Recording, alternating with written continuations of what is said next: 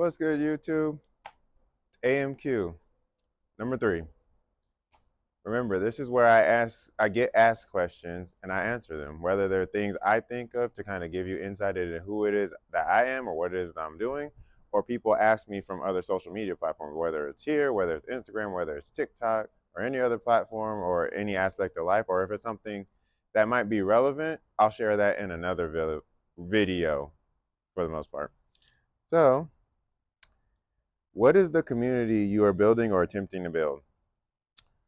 So, with what it is that I'm doing, it all revolves around the aspect of being a safe place, essentially. Because for me, when dealing with my mental health struggles and stuff that I do overall, even in my life now, the aspect of having a safe place in my physical environment is not something I currently have.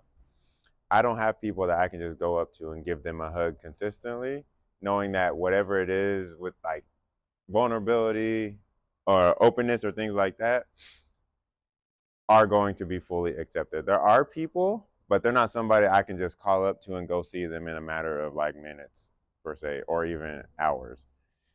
So that's kind of something I'm trying to create with creating a safe place, being able to have myself and build with other people and grow with people that kind of want to have that safe place that has unconditional love, a place of not being judged or criticized or put down or bullied to some degree, that you can be you, be unique to who you are, your likes and dislikes, your values, and even if you don't align with somebody else, that you can still learn something from them and grow with them, essentially.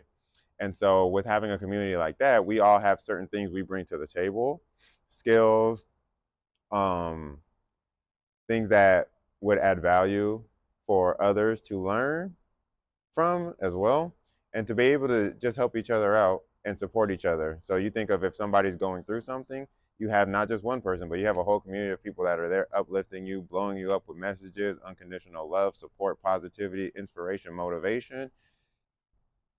And the same thing happens when somebody else is going through it, that you just have that community where everybody's just like, you know what, hey, so and so is down today. So and so, just like me, I got into a car accident. So and so is struggling financially. You know what? Let's all come together and help this person out and uplift them, because you know what? That person did something for me when I was going through something, and they're there in a way that I needed them to be.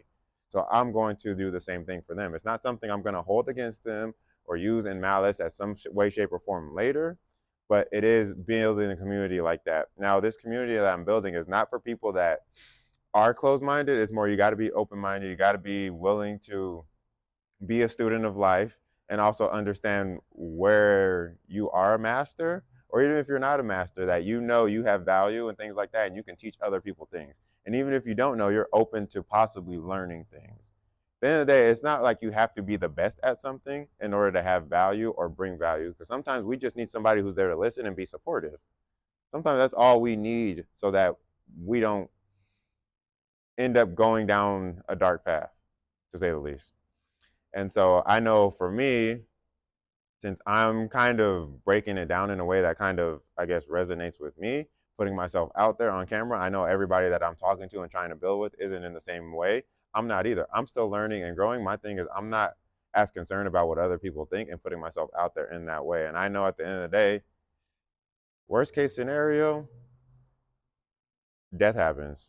I'm okay with my own mortality at the end of the day, because we all have to be. It's a part of the cycle at this point in time. So that community is to be able to provide a safe place of unconditional love, support, acceptance, inspiration, and be able to hold each other accountable and grow and give each other wisdom, insight, and things into that nature. When it comes down to it, and it is open-minded people, it's not really something where it's like, hey, I'm set. Nobody can tell me what to do. I'm right no matter what. I can appreciate somebody like that, but that's not for me or what it is I'm trying to build with this community. Why Misfits? So for people who don't know, I briefly shared it on like a TikTok post a long time ago, and then I briefly talked about it on Instagram. It's still on there, but I know in YouTube it's kind of new. So when you think of the term misfits, you think of somebody who's kind of like an outcast to a degree. And the idea from it came from that Rudolph the Red-Nosed Reindeer movie and the Island of Misfit Toys, something along those lines of something that has a little defect, something might be wrong, or they're unique in their own way, or they're misunderstood by the majority of people, that they don't seem to fit in to anybody, any other crowd. that's kind of what it is that kind of aligns with building that community of misfits, is that we all bring something to the table. Something might be a little different than the general norms or what everybody or the majority would expect us to be, but we all come together knowing that we are still valued and we now bring that to each other. And so essentially with the whole misfits thing, it's for me somebody who doesn't follow the trends, who doesn't do what majority of the people do, and they do what 99% of people will not do. They do what the 1% of us would do. They step out of their comfort zone. They're willing to be who they are and stay who they are and not fall into those bad habits, knowing that at one point we all did. We all tried to fit in. We all tried to do what other people want us to do in full so that we can receive the love or acceptance of others. And so we can fit in. We've all done it. I don't know anybody who just said, hey, I was just me from the day I was born, and that was it. Everybody's still figuring it out at the end of the day. And so that aspect of the misfits and the term of misfits, and it's spelled MYSFITS, not MISFITS, because there's a band by that name. And I think that's the main reason why. The last question. Why do I speak on unconditional love so often? Because it's something that really I've been searching for my whole life. And so I looked for it through the aspect of dating. I want to say that's the best way of putting it. Essentially, the thing that I went through in regards to things in life was with my mother, I didn't have her in the way that I thought I needed growing up. So it was lacking in that area. And so I was raised by my father. Not that he was a bad person or anything like that, but I was raised in a certain way that, how do I want to word it? I mean, essentially, I felt I needed some kind of nurturing and support that a mother essentially would give. And so being in a place where I did not have that, and that was not, I guess, something I knew what it fully was either. I just knew on a surface level that was something a mother provided and I needed in terms of being open and learning about my emotions or anything like that. That was something I was lacking in my life. So I would learn through dating. I would learn through women because that's where I felt I needed it from. I needed to get it from a woman since I couldn't get it from my mom at that time. I needed to find somebody who I can then be that way with. So I would start dating. I would do what women said they wanted. I would buy them flowers. I would write them notes. I would do all the nice, corny little things that women said they liked that I was around. And so when that happened, it was all good at first until they got to know me more. And on top of that, I was always saw in a way where it was more so on the outside, like, oh, you're 6'2", you're African American, you're attractive, you play sports, you're in shape. Oh, cool, I could do that. And then they get to know me, and then it was like, oh, you care, you have emotions. Why do you care?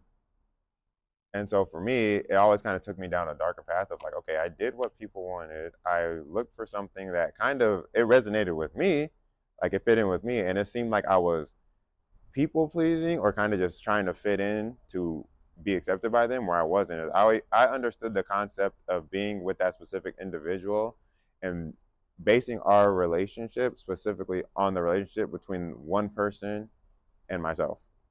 It wasn't like, hey, everybody needs to be like this. All situations need to be like this. It was like, this is a relationship between me and this person. Therefore, I based the relationship on me and this person.